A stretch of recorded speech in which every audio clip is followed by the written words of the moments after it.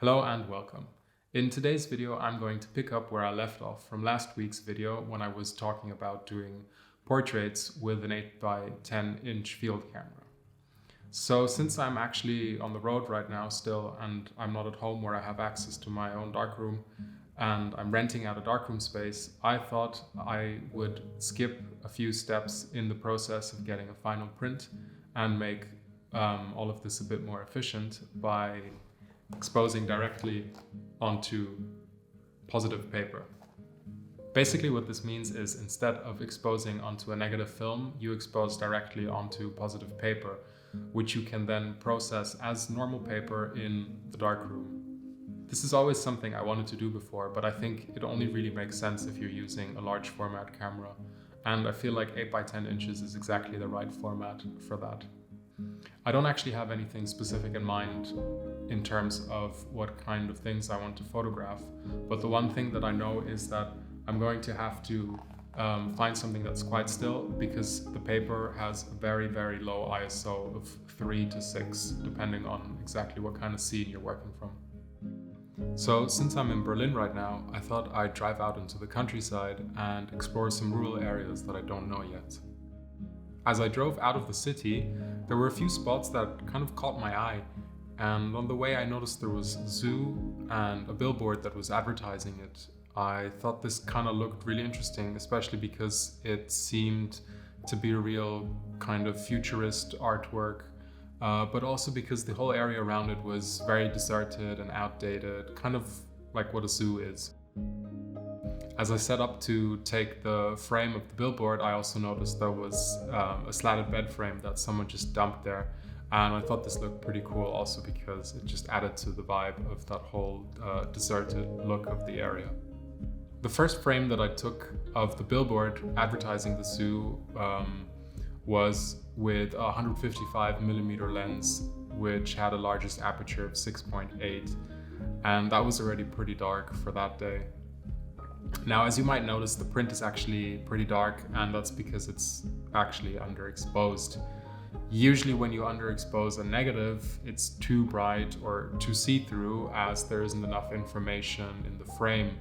But because this is positive paper, it's actually the other way around. The second frame that I took is of this slatted bed frame, which was also, unfortunately, slightly underexposed. Even though it does seem quite dark, I actually like the look that it gives because it seems very eerie, but also kind of calm. When I finally made it out of town, I just drove to this lake and decided to take 2 frames, one of them which was unfortunately a bit shaky. The pack of paper that I bought only had 10 sheets, and I didn't want to do too many experiments with it, just not to be too wasteful, especially because the paper was quite expensive. When I made it back to the darkroom and developed the frames that I took, I noticed that I should have probably done a bit more testing in terms of purposely overexposing or underexposing some of the frames just to know what kind of middle ground I would have to get a correct exposure. So I read up a bit on the paper, and a lot of people say that you should meter it for a very, very low ISO of 1, which seems crazy low, or do something like pre-flashing the paper, which essentially means exposing it to pure light before you actually take a frame of the thing that you want to take a photograph of, hence pre-flash.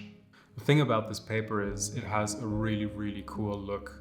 So when I developed it, I instantly noticed that it had this kind of silver shimmer to it, almost looking something like a wet plate collodion print.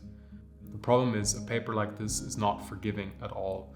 So you really need to nail your exposure bang on. If you're just one stop off, which is what I thought was the case of the first 2 frames that I showed you of the zoo and the slatted bed frame, they were probably just underexposed by around 1 stop, and that can already have quite a detrimental effect on the entire image.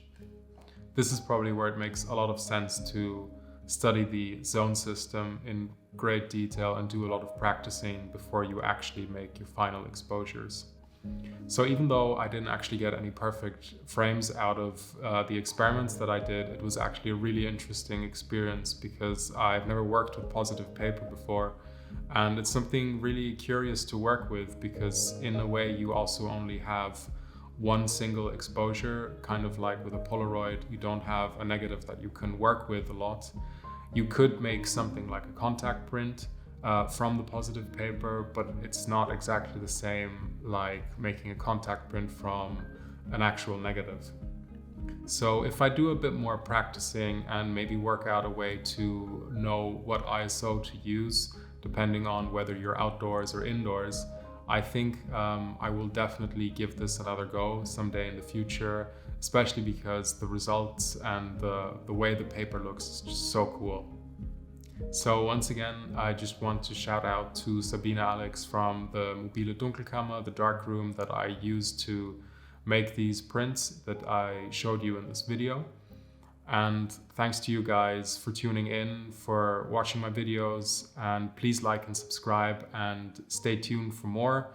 Hopefully I'll be able to do this on a weekly basis. If not, then I'll be releasing something every 2 weeks from now on. Thanks so much and take care. Bye.